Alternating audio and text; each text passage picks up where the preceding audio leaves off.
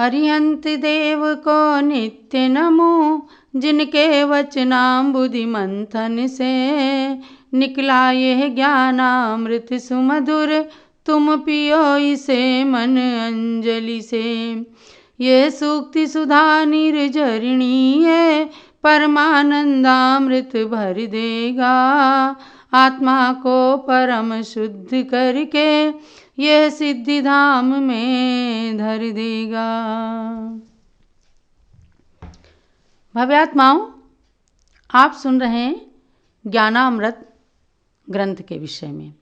ये भाग 2 है ज्ञानामृत ग्रंथ का, और इसमें 5वें अध्याय के रूप में भगवान बाहुबली का विषय है। भगवान बाहुबली का परिचय दिया है पूज्य गणनी ज्ञानमती माता जी ने, और उनके ही ज्ञानामृत महोत्सव को लेकर के हम सब लोग इसका स्वाध्याय कर रहे हैं।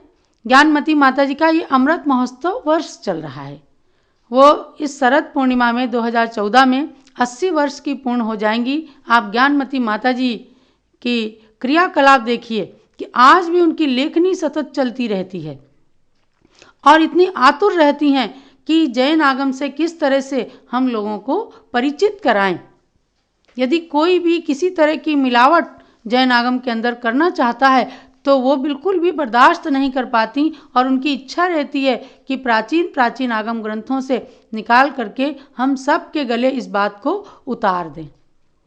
तो इसीलिए हमने ये योजना बनाई कि इस वर्ष के अंदर आप सब लोग ज्ञानामृत के तीनों ग्रंथों का स्वाध्याय कीजिए और अपने ज्ञान की वृद्धि कीजिए। पुरस्कार वगैरह तो ये एक प्रोत्साहन है कि जो लोग इसमें से 27 क्वेश्चन के आंसर देंगे, अर्थात एक ग्रंथ से 27 प्रश्न पूछे जाएंगे।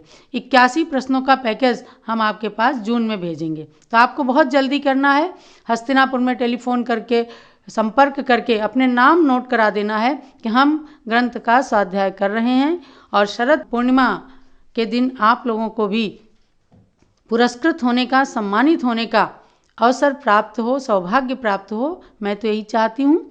तो मुझे भी बहुत अच्छा लग रहा है ज्ञानामृत ग्रंथ का स्वाध्याय करते हुए। इस भाग 2 के अंदर भगवान बाहुबली के बारे में आगम से एकदम सटीक वर्णन किया है ज्ञानमती माता जी ने, क्योंकि आज बहुत सारी चीज़ें लोगों के अंदर ऐसी हुए हैं जो भ्रमित कर रही हैं। जैसे आप लोग सोचते हैं, जैसे बाहुबली भगवान का नाम आता है तो बाहुबली भगवान को शल्य थी, ये बात कही जाती है। लेकिन आप इसको जब पढ़ेंगे तो पता चल जाएगा कि आगम शल्य को ऐसे महापुरुष के हृदय में नहीं मानता, क्योंकि शल्य तो 3 ही होती हैं, मिथ्यात्व, माया, निदान। मिथ्यात्व भगवान के अंदर था नहीं, मायाचारी की ही नहीं उन्होंने, वरना इतने महान योगी 1 साल तक तपस्या कैसे करते। निदान उन्होंने किया नहीं, क्योंकि उसी भव से मोक्ष चले गए। निदान करने वाले आगे भव के वैभव का निदान कर लेते हैं, बंद कर लेते हैं कुछ ना कुछ। तो ये 3 शल्य हैं, इन तीनों शल्यों से रहित थे भगवान बाहुबली। ये आपको जानना है। पहले इनका चरित्र पढ़िए आप कि कृत युग की आदि में अंतिम कुलकर महाराजा नाभिराय थे। उनकी महारानी मरु देवी की पवित्र कुक्षी से इस युग के कृत युग के प्रथम तीर्थंकर के रूप में भगवान ऋषभदेव ने जन्म लिया। वैदिक परंपरा में भी ऋषभदेव को अष्टम अवतार के रूप में माना है। जो कुछ भी है, जैन ग्रंथों में प्रथम तीर्थंकर के रूप में इनका वर्णन है। और कर्म भूमि में प्राणियों को जीवन जीने की कला भगवान ऋषभदेव ने ही तो बताई है। असी मसी कृषि विद्या वाणिज्य शिल्प, आज हम सब उन्हीं के इन बताए हुए सूत्रों के आधार पर ही कर्म भूमि का जीवन जी रहे हैं। तो भगवान ऋषभदेव की गृहस्थ अवस्था में 2 रानियां थीं, यशस्वती और सुनंदा। कहीं पर इन्हें नंदा सुनंदा कहते हैं, लेकिन दिगंबर जैन ग्रंथों में यशस्वती और सुनंदा यही नाम आए हैं। यशस्वती महारानी ने भरत पुत्र सहित उन्होंने 100 पुत्रों को और एक ब्राह्मी नाम की कन्या को जन्म दिया, और सुनंदा नाम की रानी ने बाहुबली नाम के पुत्र और सुंदरी नाम की कन्या को जन्म दिया। इनके बारे में आपको बहुत कुछ बताया जाता है। ब्राह्मी को भगवान ऋषभदेव ने दाहिने हाथ से आ ई ई आदि लिपि सिखाई, जो ब्राह्मी लिपि के नाम से जानी जाती है, और सुंदरी को बाएं हाथ से अंक विद्या पढ़ाई सिखाई, जो आज गणित के नाम से जानी जाती है। तो गणित विद्या उन्होंने सिखाई। दोनों कन्याओं को सबसे पहले उन्होंने विद्यादान दिया। अर्थात जो आज नारी शिक्षा का अभियान सरकार चलाती है कि हम पूरे देश के अंदर नारियों को भी शिक्षित करेंगे, अरे आपको जानना है कि आपके भगवान ऋषभदेव नारी शिक्षा के जनक थे।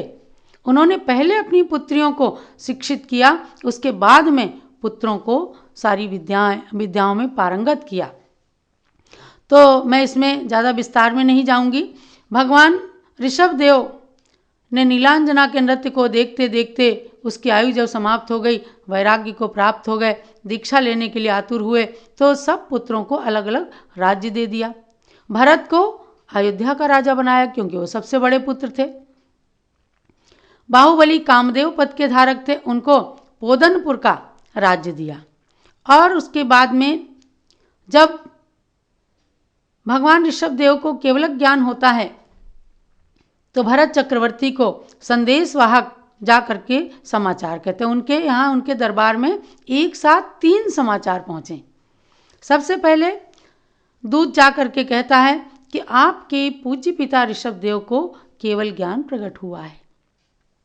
दूसरा कहता है राजाधिराज आपकी आयुधशाला में चक्ररत्न उत्पन्न हुआ है। और तीसरा समाचार मिलता है कि आपके अंतःपुर में पुत्र रत्न की उत्पत्ति हुई है। तो इन हर्ष को बढ़ाने वाले तीनों समाचारों को सुन करके भरतराज ने विचार किया कि धर्म अर्थ काम और मोक्ष, ये जो 4 पुरुषार्थ हैं, इन्हें हमें क्रम से पालन करना है। तो सबसे पहले वो जा करके और भगवान ऋषभदेव के केवल ज्ञान का उत्सव मनाते हैं, उनके समूह शरण में जाते हैं। आपको ये जानना है कि चक्रवर्ती के अंतःपुर में पुत्र भी उत्पन्न हुआ, लेकिन उनको सूतक नहीं लगी थी। जैसे आज सूतक पातक लगते हैं, तो चक्रवर्ती सम्राट के लिए ये है कि उन्हें सूतक पातक नहीं लगता। तो भगवान ऋषभदेव के जैसे ही उन्होंने केवलक ज्ञान का समाचार सुना, तो सबसे पहले उनका दिव्य उपदेश ग्रहण करने के लिए समूह शरण में पहुँचे। उसके बाद आयुधशाला में चक्ररत्न की पूजा की। उसके बाद अंतःपुर में जाकर के पुत्र जन्म का खूब उत्सव मनाया।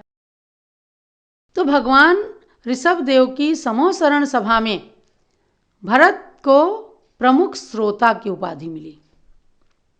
और भगवान ऋषभदेव के एक पुत्र थे वृषभसेन, जो कि पुरीम तालपुर नगर के यानी प्रयाग के निकट ही माना जाता है, वहाँ के राजा थे। उन्होंने आकर के जनेश्वरी दीक्षा धारण कर ली। वो प्रथम गणधर बन गए। वहीं पर ब्राह्मी और सुंदरी नाम की कन्याएं आईं, उन्होंने दीक्षा धारण कर ली। लोग कहते हैं कि ब्राह्मी सुंदरी ने दीक्षा यूँ धारण कर ली कि भगवान ऋषभदेव को उनके पति के चरणों में नमस्कार करना पड़ता। बड़ी हास्यास्पद बात है। इस बात को सही कभी मत मानना, क्योंकि जैन पुराण अपने को ये कहते हैं कि ब्राह्मी सुंदरी कन्याओं ने अपने स्वतः के वैराग्य से दीक्षा धारण की थी। अरे तीर्थंकर तो जन्म से ही अपने माता पिता तक को नमस्कार नहीं करते, किसी मुनिराज को नमस्कार नहीं करते। यह उनका नियोग है, यह उनकी महानता है। आज भी हम देखते हैं कोई भी पिता अपने दामाद के पैर नहीं छूता, बल्कि दामाद स्वयं अपने ससुर को पिता मान करके उनके चरण स्पर्श करते हैं, उनका आशीर्वाद प्राप्त करते हैं। तो ये सब चीज़ें आपको जानना है कि ब्राह्मी सुंदरी ने दीक्षा लेकर उसी समूह शरण में भगवान के यहाँ गणनी का पद प्राप्त कर लिया। ब्राह्मी प्रथम गणनी बनी, सुंदरी प्रमुख आरिका रही। तो आपको इन सब चीज़ों का ज्ञान प्राप्त करके लोगों को उत्तर देना है। अब विशेष रूप से बाहुबली भगवान के विषय पर हम आते हैं कि जब 60,000 वर्ष तक 6 खंडों पर विजय प्राप्त करने के बाद सम्राट चक्रवर्ती बन करके भरत अयोध्या आते हैं, वहाँ पर प्रवेश करना चाहते हैं, तो उनका चक्र रत्न अयोध्या के गोपुर द्वार पर रुक जाता है। भरत को पता चलता है कि अभी हमारी दिग्विजय यात्रा अधूरी है, हमारे भाई ही हमारे अधीन नहीं है। तब वे अपने दूत के द्वारा अनंत विजय आदि सभी भाइयों के पास में समाचार भेजते हैं। सभी भाइयों ने भरत की अधीनता तो स्वीकार नहीं की और पूज्य पिता ऋषभ देव के पास में जाकर वे सब मुनि बन गए। तो खैर इनका रास्ता तो क्लियर हो ही गया और उनका चक्ररथ आगे प्रवेश करने लगा। लेकिन एक भाई बाहुबली ने उनकी अधीनता स्वीकार नहीं की। आप लोग सब जानते हैं, बाहुबली ने कहा कि मैं बड़ा भाई मान करके उन्हें पूज्य मान सकता हूँ, लेकिन मैं उनकी अधीनता नहीं स्वीकार कर सकता। तो इस तरह कर करके दोनों भाइयों में संघर्ष हो गया और दोनों भाई युद्ध क्षेत्र में, युद्ध के मैदान में उतर आए। अर्थात भरत के सामने भी समस्या थी, वो भी क्या करते, जब तक भाई बस में ना हो, अधीनता स्वीकार ना करे, तब तक चक्ररत्न अयोध्या में प्रवेश न करता। और बाहुबली का भी स्वाभिमान आड़े आ गया। जो कुछ भी है, इसे भी हुंडाव सर्पणी काल का दोष कहा जाता है कि यहाँ पर होने वाले प्रथम चक्रवर्ती का अपने ही भाई के द्वारा पराभव हुआ। खैर, मंत्रियों के आग्रह से उन दोनों भाइयों ने जल युद्ध, मल्ल युद्ध और नेत्र युद्ध, ये 3 युद्ध, अहिंसक युद्ध करना स्वीकार किया और तीनों युद्धों में बाहुबली विजयी हो गए। अंत में एक बड़ा प्रश्न उठ गया, अब क्या होगा। बाहुबली ने भरत को अपने कंधों पर उठा लिया, कोई उन्हें मारा नहीं, कोई उनका अपमान नहीं किया, कंधों पर उठा लिया और उन्हें नीचे ला करके बिठा दिया, खड़े कर दिया। भरत बड़े लज्जित हुए बेचारे और उन्होंने कुछ भी जब उपाय नहीं देखा तो अपने चक्र रत्न को भाई के ऊपर चला दिया। उस समय बहुत सारी जनता एकदम भड़क गई और सभी के सभी कहने लग गए, राजन बस हो, बस हो, आपका ये अति साहस बस हो। और उधर क्या होता है कि चक्ररत्न जैसे ये छोड़ते हैं, चक्ररत्न का काम था कि गर्दन को काट देना, लेकिन अपने वंशज पर चक्ररत्न कभी नहीं चलता। ये आगम का अकाट्य नियम है। पता नहीं कैसे भरत इस बात को भूल गए और चक्ररत्न बाहुबली की 3 प्रदक्षिणा दे करके उन्हीं के पास खड़ा हो गया। उस क्षण बाहुबली का हृदय एकदम विरक्त हो जाता है। सोचते हैं, ओहो, कैसा है, कैसी है राज्य लक्ष्मी, क्या है इस वैभव की दशा। इस चंचल विनश्वर लक्ष्मी के लिए भी इस तरह के युद्ध हो जाते हैं। भाई ने मेरे ऊपर चक्र चला दिया, अब भाई से क्या कहते। एकदम उनके मन के अंदर विरक्तता आती है, वैराग्य आता है और वो भाई से कहते हैं, मुझे नहीं चाहिए वैभव, मैं जाकर के दीक्षा लूँगा। बड़ा रोमांचक वर्णन है पूज्य ज्ञानमती माताजी ने भगवान बाहुबली का हिंदी काव्य में चरित्र लिखा है, कभी आप उसको पढ़िए, बहुत सुंदर है। भरत को भी बड़ा वैराग्य होता है और मन के अंदर विरक्तता आती है। बाहुबली से कहते हैं, नहीं भैया, आप भी मेरे साथ राज्य करिए। खैर, बाहुबली चले जाते हैं, ध्यान करते हैं, 1 वर्ष का योग लेकर के ध्यान करते हैं। अंगूठे पर उन्होंने ध्यान नहीं किया था, कुछ लोग कहते हैं एक अंगूठे पर खड़े रहे, नहीं, अचलित चरण करके एकदम योग मुद्रा में, जिन मुद्रा में खड़े रहे।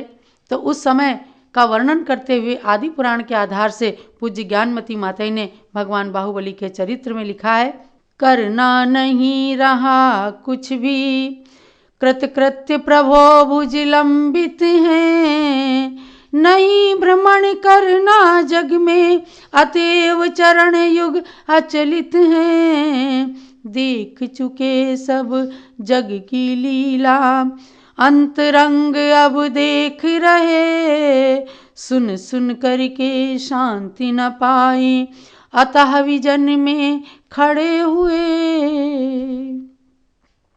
निर्जन वन में जाकर के किस तरह से भगवान बाहुबली खड़े हैं, कुछ हाथों से करना बाकी नहीं रहा, हाथों को लटका करके खड़े हो गए। पैरों से कहीं जाना बाकी नहीं रहा, पैर बिल्कुल अचल करके खड़े हो गए। देखना बाकी नहीं रहा तो आँखों को नासाग्र दृष्टि बना लिया, अंतरंग को देखने लग गए और सुन सुन करके कहीं शांति नहीं पाई, इसलिए जा करके ऐसी जगह निर्जन वन में खड़े हो गए जहाँ अब कुछ सुनना ही शेष ना रह जाए। तो भगवान बाहुबली को शल्य नहीं थी, इस बात का भी वर्णन किया है। क्या बाहुबली के शल्य थी? तो इसमें बताया, आदि पुराण पर्व 36 के आधार से कहती हैं ज्ञानमती माता जी, संक्लिष्टो भरताधीशा सोस्मत् यत् किल हृदयस्य हार्दम तेनासीत तत्पूजापेक्षि केवलम। ध्यान करते करते भगवान बाहुबली को अनेक रिद्धियां प्रकट हो गई थीं, लेकिन कभी कभी उनके मन के अंदर विकल्प आ जाता था कि मुझसे भरत को क्लेश हो गया है, और वही उनके केवल ज्ञान में बाधक बनता था। जैसे ही भरत का आना हुआ और उधर बाहुबली शुक्ल ध्यान में लीन हो गए, भरत का आना, बाहुबली का केवल ज्ञान होना एक साथ हो जाता है। उनकी गंधकुटी की रचना बन गई और भरत भी उसमें बैठ करके बाहुबली की दिव्य ध्वनि का पान करने लग गए। तो महापुराण में स्पष्ट है कि बाहुबली भगवान को कोई शल्य नहीं थी, केवल उनको इतना विकल्प था कि भरत को मेरे द्वारा संक्लेश हो गया है, सो भरत के पूजा करते ही वो विकल्प दूर हो गया और मैं भरत की भूमि पर खड़ा हूँ, ऐसी कोई शल्य उनके लिए उनके मन में नहीं थी। भगवान बाहुबली की इस त्याग की महिमा को सारा संसार जानता है। जगह जगह उनकी मूर्तियां विराजमान की गईं और आज सबसे सुंदर मूर्ति के रूप में, सबसे बड़ी मूर्ति के रूप में श्रवणबेलगोला कर्नाटक के अंदर भगवान बाहुबली की प्रतिमा 57 फुट उत्तुंग विराजमान है। उनके दर्शन करने के लिए सब लोग जाते हैं। आपको जान करके बहुत ही गौरव होता ही होगा। रोज आप पारस चैनल के माध्यम से देखते हैं कि भगवान बाहुबली के पिता भगवान ऋषभ देव की 108 फुट की मूर्ति मांगी तुंगी सिद्ध क्षेत्र पर पूज्य ज्ञानमती माता जी की प्रेरणा से बन रही। हमने नहीं देखा बाहुबली की मूर्ति कैसे बनी थी, कैसे क्या क्या उपक्रम किए गए थे, लेकिन हम भगवान ऋषभ देव की प्रतिमा को बनते हुए एक एक क्षण को देख रहे हैं। जब वहाँ से कभी वीडियो कभी फोटोज आते हैं, हम देखते हैं कि भगवान की आँख बन रही है, भगवान के बाल बन रहे हैं, भगवान का चेहरा बन रहा है, भगवान के हाथ बनने जा रहे हैं। देखते देखते भगवान की 108 फुट की प्रतिमा प्रकट हो जाएगी। वो क्षण बड़ा अविस्मरणीय होगा जब आप सब मांगी तुंगी सिद्ध क्षेत्र पर भगवान ऋषभ देव की प्रतिमा का दर्शन करेंगे, उनका महामस्तकाभिषेक करेंगे। तो महानुभाव, ये बड़े विलक्षण महापुरुष हुए, भगवान ऋषभ देव, भगवान भरत, भगवान बाहुबली, इन सब का स्मरण करके हमें अपने मन के भावों को नष्ट करके अपनी स्वाभाविक परिणति को प्राप्त करना है। तो ये मैंने आपको भगवान बाहुबली के बारे में बताया। यद्यपि भगवान बाहुबली तीर्थंकर नहीं थे, फिर भी उनकी मूर्तियों का निर्माण, उनकी पूजा की परंपरा ये बहुत प्राचीन काल से चली आ रही है। उनके अप्रतिम त्याग और तपश्चरण का ही प्रभाव है कि जो उनकी मूर्तियों के स्थापना से आज दिगंबरत्व का गौरव सर्वतोमुखी वृद्धिंगत हो रहा है। ऐसे भगवान बाहुबली के चरणों में बारंबार नमस्कार है।